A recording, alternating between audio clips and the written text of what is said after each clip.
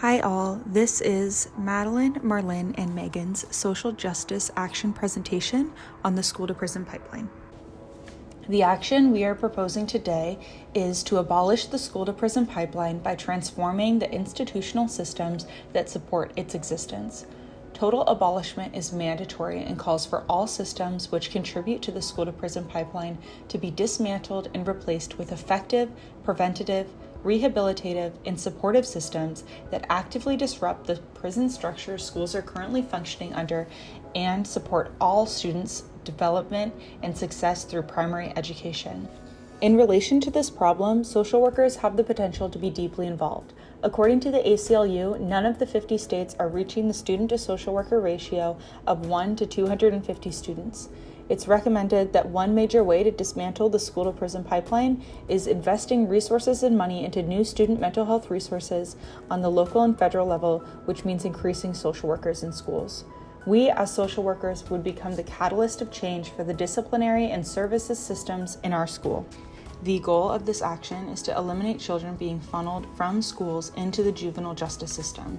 The action of abolishing the contributors to the school to prison pipeline functions off of the goal of replacing this system designed to feed students, specifically those who are of color and with disabilities, into the prison system, which we see is a means of controlling target population and oppressing civil and societal participation in order to hold up the white supremacy our country's roots have formed off of. Ultimately, institutionalization and criminalization of children is a violation of human rights and is counterproductive to supporting children's functioning in society. Here we want to highlight what this issue looks like in context of the systems of oppression it functions under, specifically being racism and ableism. We want to highlight that these statistics aren't comprehensive of the whole issue, but do offer some insight about what the issue looks like statistically. We also think it's important to acknowledge the socioeconomic disparities and educational inequities that are occurring here that are intertwined with this racism and ableism. It's based on class and based on wealth, and education, as we all know, looks really different in different places, and that really parallels where racism and ableism is occurring in schools. Here is some information we wanted to offer about how the federal government throughout the last 20 years and beyond has been funneling hundreds of millions of dollars into the policing of our schools, where they're hiring resource officers, increasing cameras, metal detectors, security equipment, and general surveillance, expanding policing in general. We can see that there's no evidence that the school resource officers or police in schools reduce risk of violence, and few officers receive training in adolescent psychology, de-escalation strategies, or on how to align policing with the educational mission. Then we wanted to highlight some of the main points this funding is contributing to that you can see in the bubbles below. There is work being done to combat the school to prison pipeline, and we specifically want to highlight the ACLU, who have proposed actions on a federal, state, and district level. Some of these include investing in students' mental health support, providing equal protection for children of all races and abilities, improving data collection, prioritizing funding. And then on a local level, we can look at community passageways that has a vision for zero youth incarcerated through community-based intervention and restorative justice. We also want to look at Best Start for Kids, which aims to combat criminal involvement and increase access to higher education and employment within King County. Specifically, they provide community support, mentoring, case management, and create 2 new non-punitive diversion programs and methods to increase advocacy. And we want to encourage you to visit both of their websites so you can learn about what they have already accomplished, what they're working to accomplish, and how you can get involved. Now that we've gone over what the school to prison pipeline is, let's discuss what are things that can be done about this issue. Our group came up with 5 actions that are not only applicable, but also practical in dismantling the school to prison pipeline. Action 1. In order to dissolve the school to prison pipeline, the first step would be to take law enforcement out of schools and replace them with a resource team that will adequately and appropriately help students. This is a practical solution in that it's cost effective. A single school resource officer's salary can pay the salary of a more comprehensive and supportive system for students instead of a punitive one.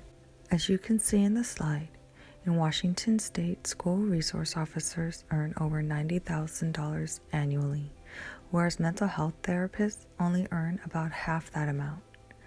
And school counselors only earn about 1/3 the annual salary of what school resource officers earn.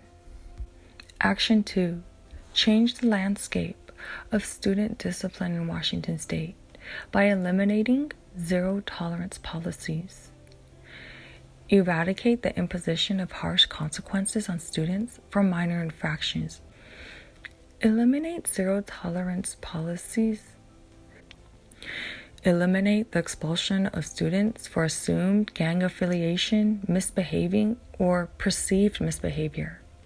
Instead, refer the student to a support team embedded within the school, such as guidance counselors, therapists, and/or social workers.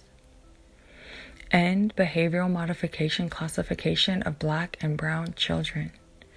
Educators' racial biases influence their perception of appropriate behaviors, and a lot of how teachers read behavior depends in part on that teacher's race. Find alternatives to criminalizing children that address the root of punishable behavior.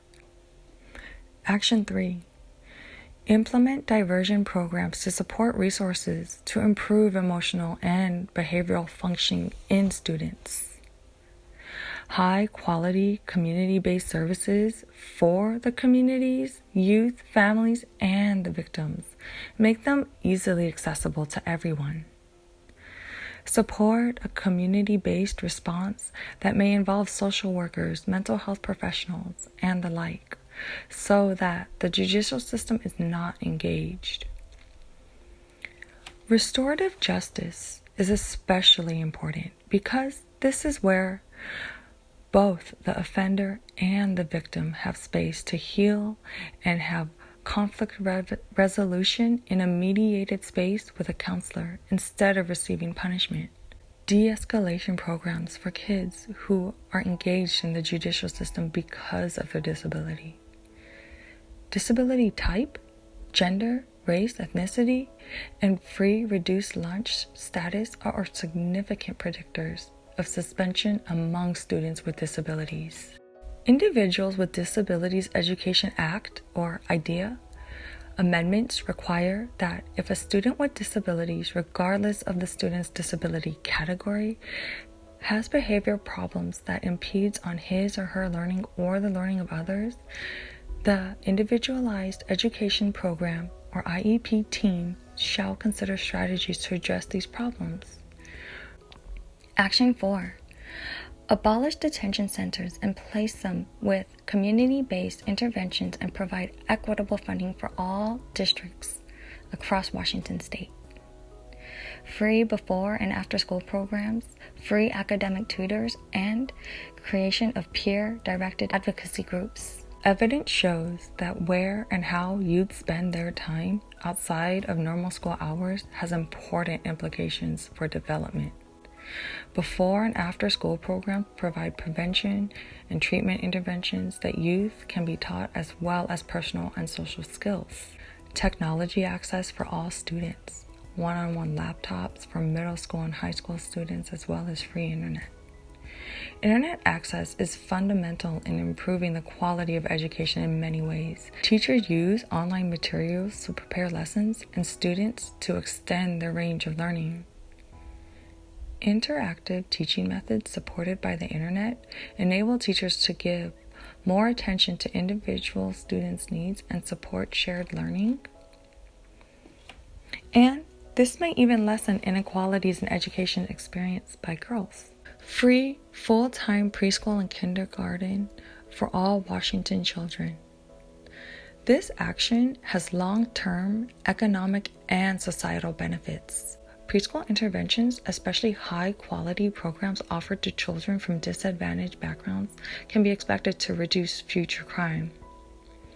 Studies have shown that preschool participation was associated with a 50% reduction in special education placement and a 32% reduction in high school dropout rates.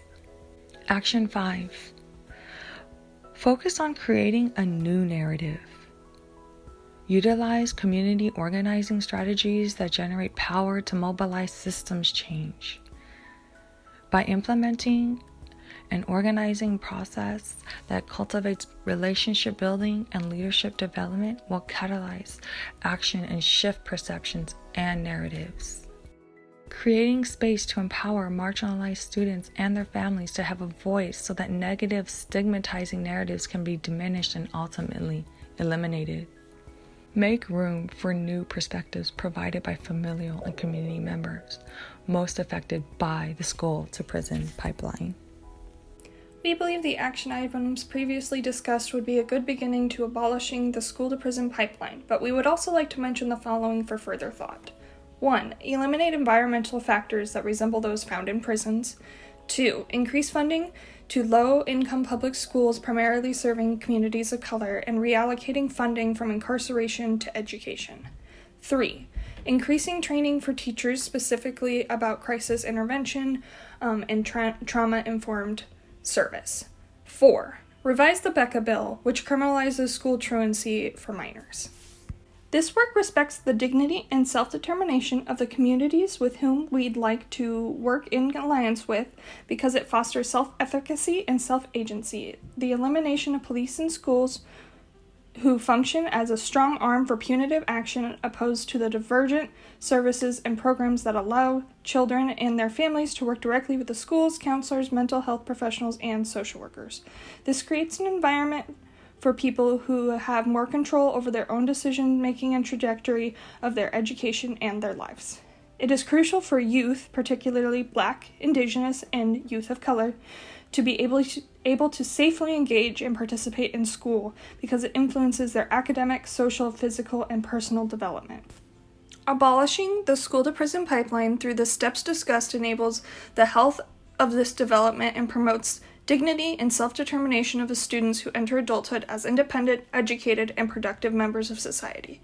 This positively impacts their direct communities as a pattern of an inevitable imprisonment can be broken. We chose the school-to-prison pipeline as our social justice action project because we all have a passion for it and a connection to it.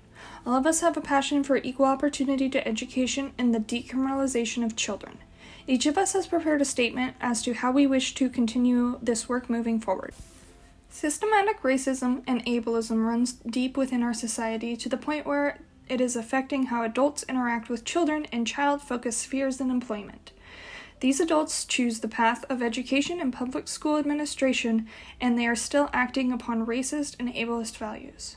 Of course, this is not everyone in the field, but enough to make the statistics shocking.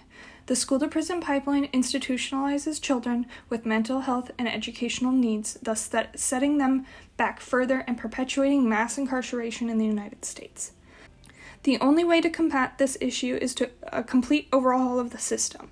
The national statistics show that there is an issue, however, it continues to not be addressed in a substantial way by local, state, and federal government. How many more generations of children need to suffer? Our charge as social workers in relation to the school-to-prison pipeline issue is to educate, advocate, and perpetuate and encourage positive change.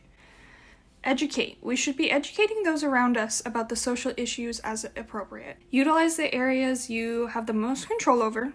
Think about the way school-to-prison pipeline fits within the social work you are currently doing. Lastly, continue to educate yourself about the issue. Advocate. We should be advocating for those who do not have a voice in this matter, the children, especially the children who are currently experiencing the pipeline. Leave room within your advocacy for the victims and families of the pipeline to share their experiences. Advocate for swift change within your community. Advocate for appropriate and necessary change when you can. Perpetuate and encourage positive change. Find where you fit in. Whether it's as a teacher, a parent, a social worker, or a bystander, you are part of the equation. If you feel led to and able to, apply for those new school social worker positions, encourage new standards for school regulations, and report mistreatment of children. Hold those in the positions of power accountable for their actions. Here are the sources that we've used. We would like to thank you for your attention and encourage further reflection.